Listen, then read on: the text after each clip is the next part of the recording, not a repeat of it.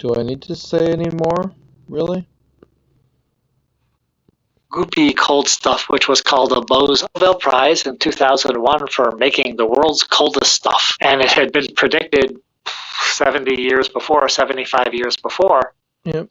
by Einstein and Bose, an Indian scientist, but had never been seen because to see it you needed to have really low temperatures, and we couldn't make temperatures that low until 1995 when we could. We used lasers and magnets to cool down a gas so cold that the individual atoms inside the gas, instead of acting like particles, instead of acting like little pool balls bouncing off of the rails and falling into pockets, they start. Let's slow down a little bit. Lasers and magnets, right, are like using basically whenever something is moving in one direction, you give it a bump with the laser and magnet. And the lasers most of all, I think, give because the magnets are not only so useful, but the the magnets are only so useful, but the lasers,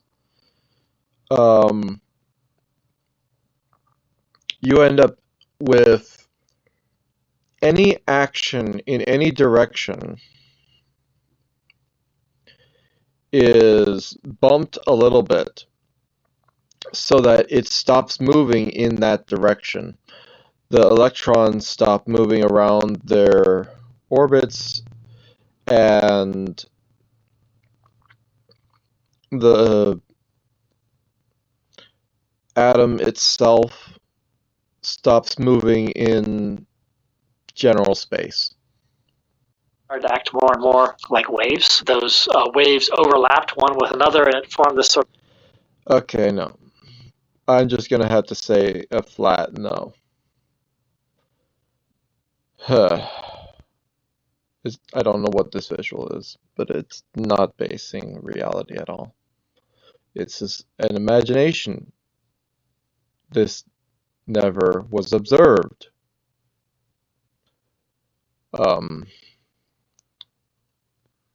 Ultra cold jelly, goopy cold. So what happens when you take matter that normally is going around at 2,200, or the electrons, they say, are moving at 2,200 kilometers per second. A ridiculous number that doesn't have anything to do with the actual rate of speed, because you can't compute it in your brain. You're like, how fast is this thing actually going compared to the size of an atom? So I go down to atomic widths, and I said compare it to that. So it's 2.2 quadrillion atomic widths per second. So the electron is moving around crazy fast. So what happens when you try using lasers and all of that and slow the electrons down is that their motion is a bunch less, and they're able to move around each other a lot easier. They're able to move one with another, and it formed this sort of. In a more unified, almost acting like everything is one atom. And the electrons, remember, when you cool something, and you supercool one of those,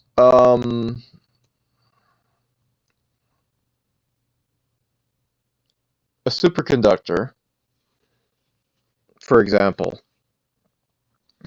the energy becomes fully magnetic, it becomes fully conductive. So a similar process must also happen when you make something as cold as what they did here, because the electricity and the energy is able to just simply flow. And so when you have that, all of the other parts, it's possible that all the other parts of every nucleus in every atom was able to relax enough and still have their attractive properties from from all the protons, that they're able to become this thing that is coalesced into a singular goop of, now it's all just a bunch of atoms. Instead of all the electrons moving around in their individual paths, they're able to move around just anywhere and not as restricted by, because literally as you slow down the electrons around the atoms, what happens is the energy generated by their motion also decreases. So, because as you move an electron through space, it excites the electromagnetic field. It makes a bigger field and a bigger connection. When you weaken the speed of that, you also weaken that connection. You make less electromagnetic field go through the electron, so it's not excited as much. So it's not reacting as much. And so you end up with the ability to notice that the electrons are pumping less electromagnetic field.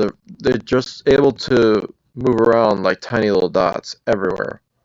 So all these particles, all the electrons around the condensate are able to experience what it's like to move around like a swarm of bees. Okay. This I don't know why they created this kind of wave-like pattern um, thing. I'll get into that in another video, I'm sure. But this never happened. This visual is not what happened. What happened was they made a glob, and that glob was very uniform. That's what happened. This is not what happened. This is pushing the agenda of explaining things as being waves. It never looks like this. Like, I have seen other videos where they had the condensate. It just looked like a blob, which makes complete sense. This is complete nonsense, if that makes any sense. Like, yes, you have the atomic nucleus ideas, and they're all individual with their all individual little electrons moving at their crazy speeds. Once you slow that all down, falling into pockets, they started to act more and more like waves. as they slow down, okay, the representation of the electron waves being able, the electron, fuck off, the electron aura, because as it's moving around, if it's able to move around more freely, because the electrons are producing less and less of a conductive force, less and less of a connection, so they're able to move around. They're still attracted by the protons, but they're not attracted as strongly, as tightly.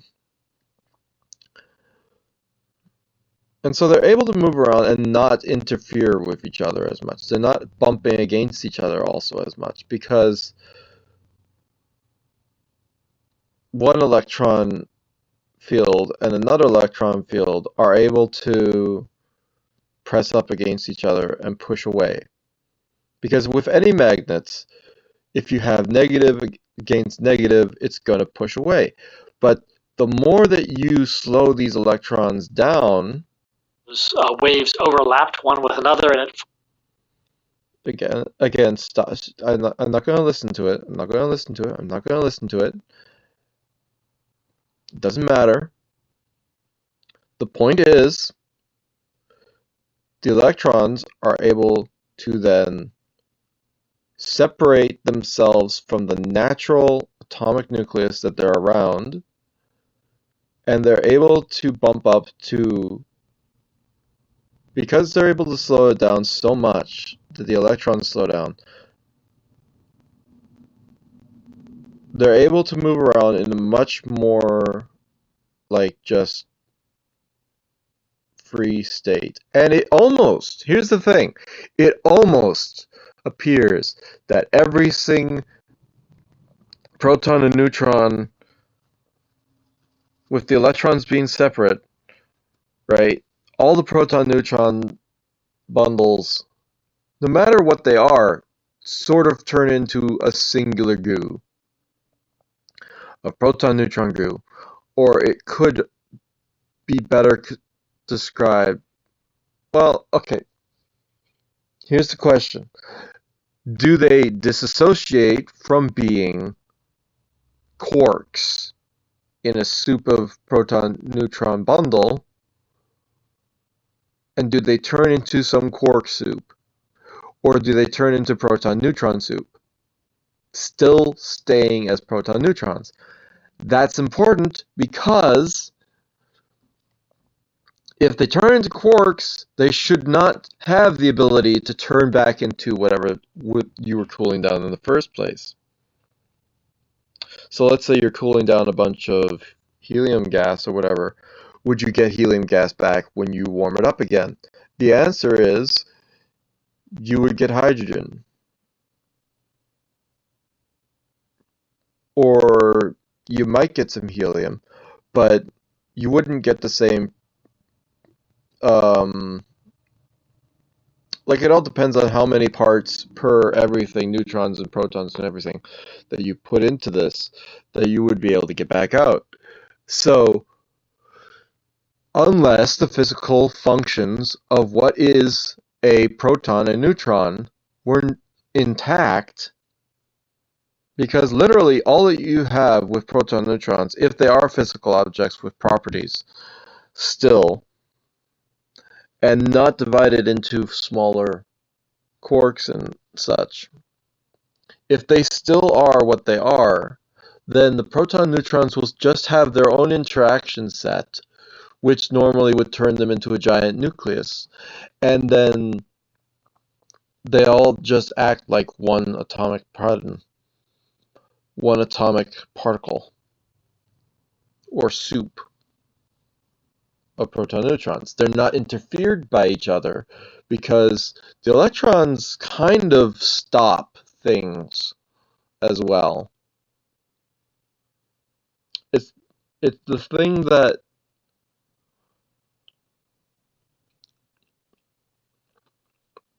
and you have to wonder what is actually happening in the quark interactions and all of that.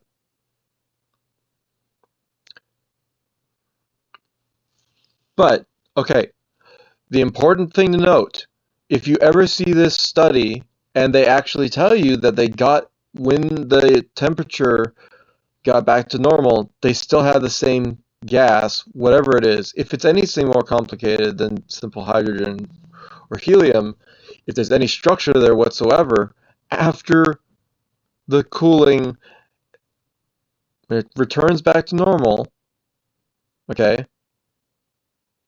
If there's still structure there, then that means that there is an atomic structure with all of that. And the waves and all of that, it doesn't, you can't say waves ever again. You literally can't. It's illegal. I'll sue you. Because you can't misrepresent science like that. It doesn't help anyone to talk about atomic particles as waves, if it's never a wave. Because the truth is, if you were to slow down a wave slow enough, what is a wave? It's an oscillation. Well, what if you slow down the oscillation? It would just disintegrate into nothing. You wouldn't have a condensate. You would have a zero. Thankfully, we don't have that because these aren't waves, because they are particles, because they are parts that are made with a structure, right?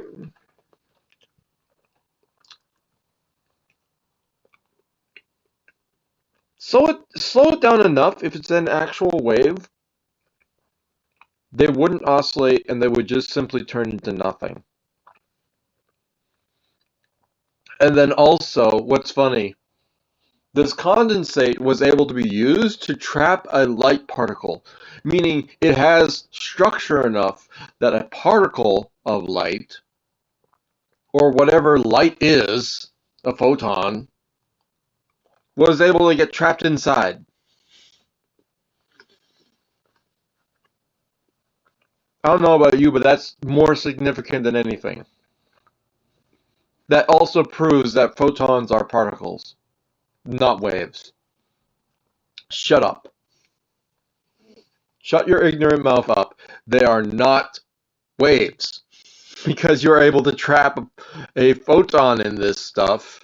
It was a bubble, a goop glob, and it is not. To see, here's the thing. Here's the thing that pisses me off also. Some idiot says, oh, you can tell it's intelligent because they can tell you in the most simplest ways possible. Well, I don't know about you, but explaining something simply and getting it correct aren't exactly the same thing. My response to his statement was, it's wrong is the problem.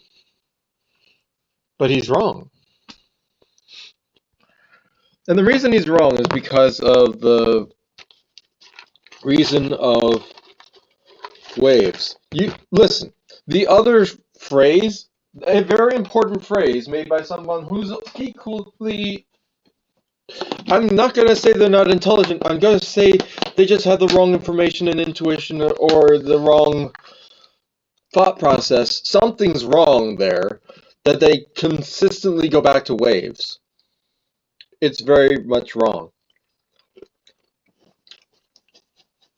Carl Sagan once said,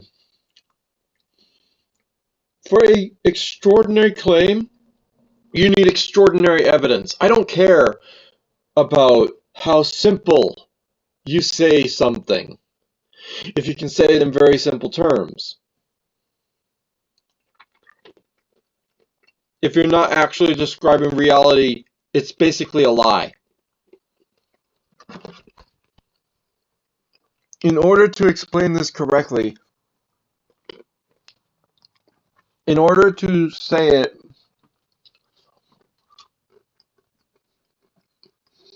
and be sure of what you're saying is correct, you have to describe everything in detail. It doesn't matter if you can describe that simply or with a lot of words, like I have been doing. If you are correct is what matters.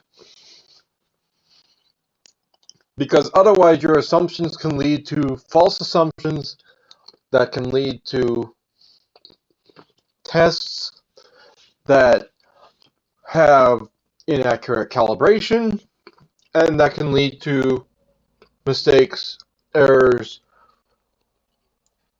and accidents. And I don't know about you, when it comes to atomic particle physics, you don't want to have accidents. You don't want to have it suddenly bursting out gamma rays or something crazy because you got one bit of your intuition wrong, and you said waves, and it wasn't waves. So therefore, something that an interaction you didn't anticipate ends up happening.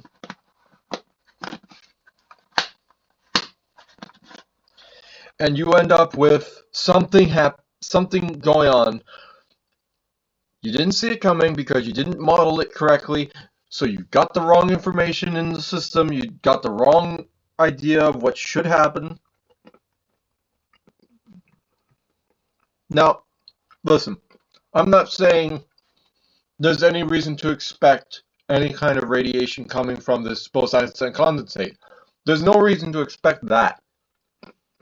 But imagine if you were able to actually manipulate atomic particles enough that you rip apart the quarks systems and all that.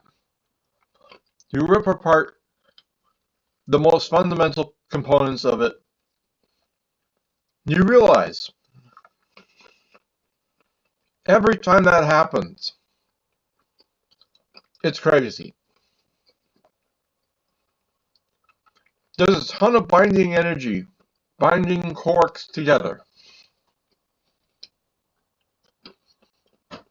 And that's because the binding energy of quarks is utilizing an even smaller, it's not photons, shut up. It's not photons. It's smaller.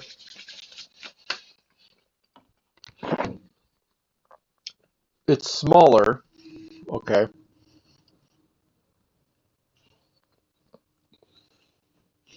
No, in comparison to the binding energy of what makes quarks stay in a proton, a photon, or a neutron, either way, okay. A photon is actually still a physical object, and it's still way bigger than the thing that actually makes the binding. But they're saying photons. I'm like, okay, yeah, sure. Yeah, sure.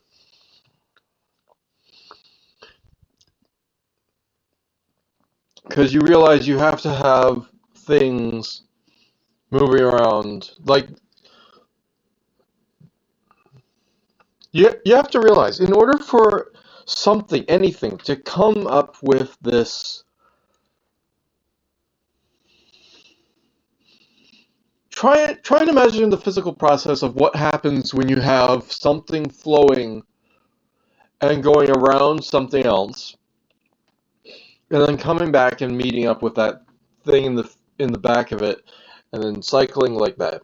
In a physical sense, not in a diagram, not in anything else, but a physical sense. Like if you have a pump that's flowing water from one side of the pool, and then the pool sends the water back, and then the pump goes and sends it through the tube, and that's what's happening with electromagnetism and the stuff happening with electrons. So what's happening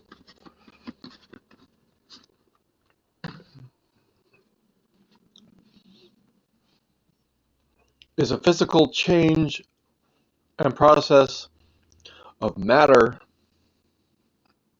that on the big scale it makes sense because there's a lot of matter and it's all this fixed soup and it all works with eddy currents and it can happen that way. What's happening on the atomic and subatomic particle scales where you're dealing with electrons and all of that, electrons, quarks, and other tiny little bits,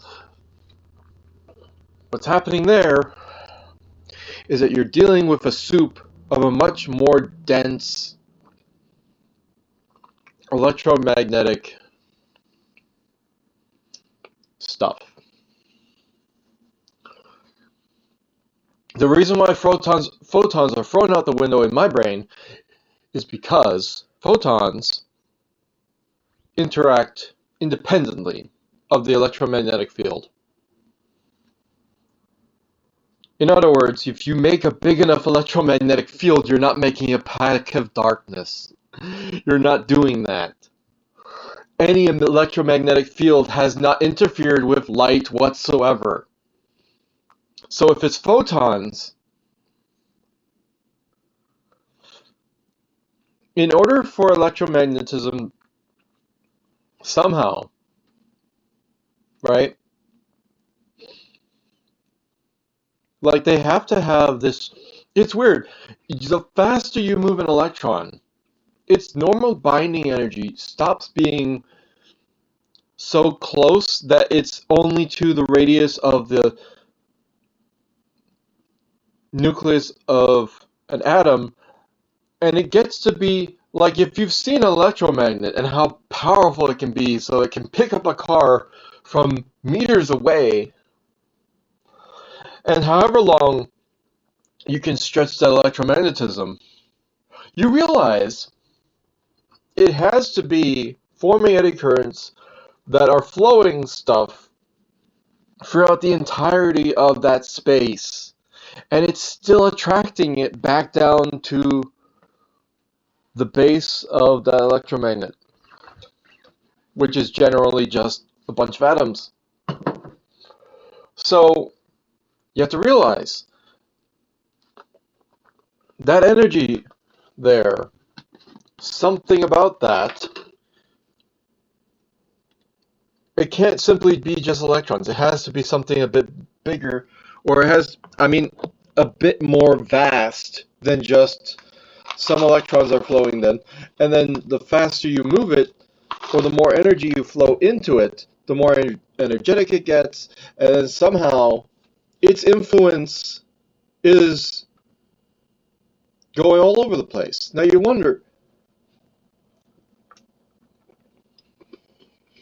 you generally wonder, what's the true cause of its ability to expand outward like that?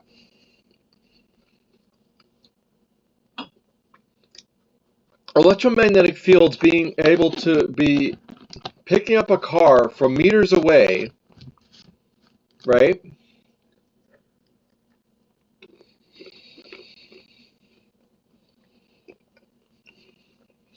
Or any metal, it doesn't matter how heavy it is.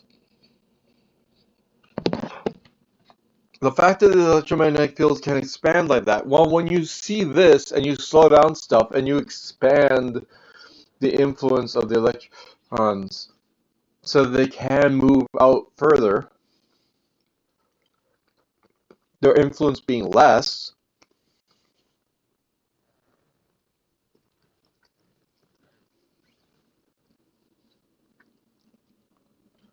it's interesting that the same can happen,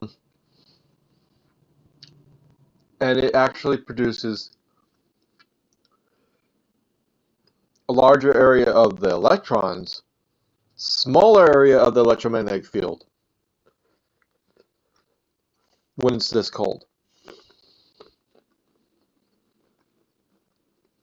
Again, the superconductors are pure ability to move energy straight through an object.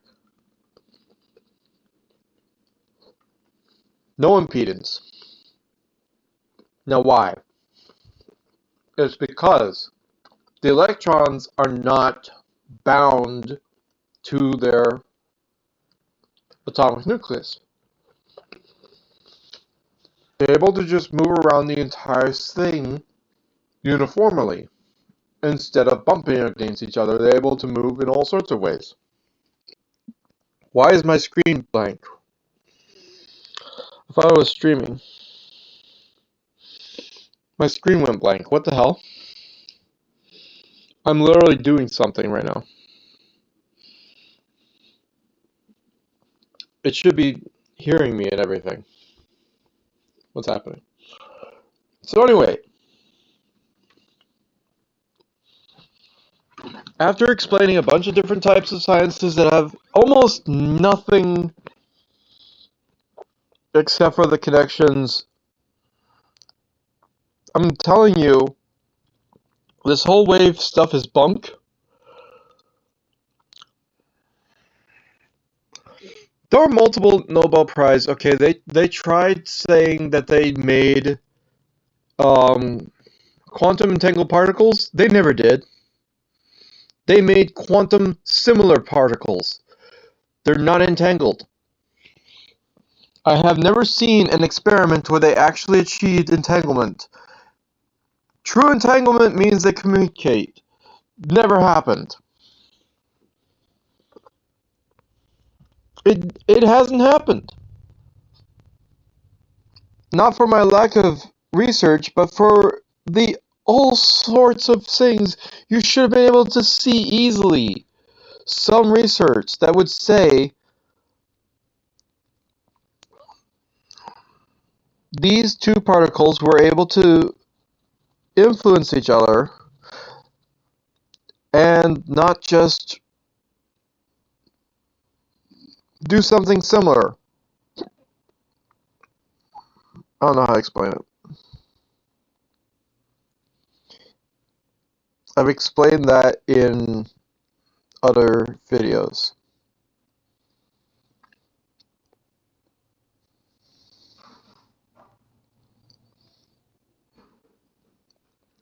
Remember, a lot of times, oversimplification of scientific stuff has led to the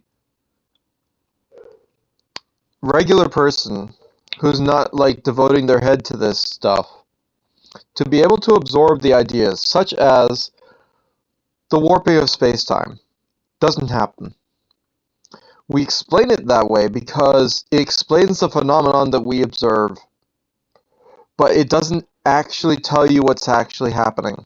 There is something else happening, and unfortunately, we're not explaining it correctly because it is more complicated, because it is deeper and everything. And it's a snake oil salesman who says, I can explain it to you simply. Right? It's in very simple terms, it's in terms that you can understand, but it doesn't mean that it's right.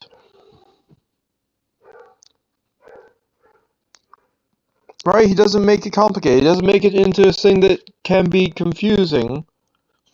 It's like, oh, it makes sense in my head that it does this. It doesn't actually physically do this. And for the person who doesn't know that, they are fooled. And for the person who does know, they aren't fooled. And they're upset because you lied. And they know. And it's not the fact that you deliberately tried to lie, it's that this is your understanding, and this is what you say, and this is what you have been showing. You don't know any better. And I'm sorry that you don't know any better. The next generation will know better.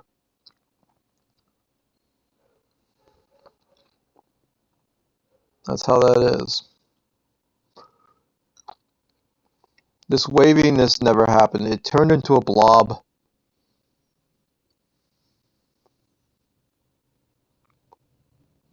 Never happened. This makes sense. Right? This is what real happens. Those are totally normal and they make sense. And the pockets, they started to act more and more like waves. Those Still no.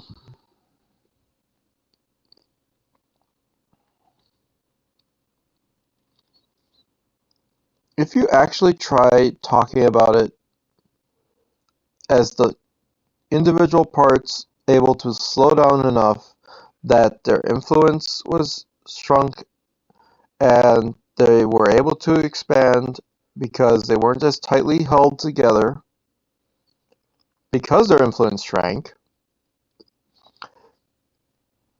you'd say it correctly and I'd be proud of you. You didn't. I'm sorry. I'm done.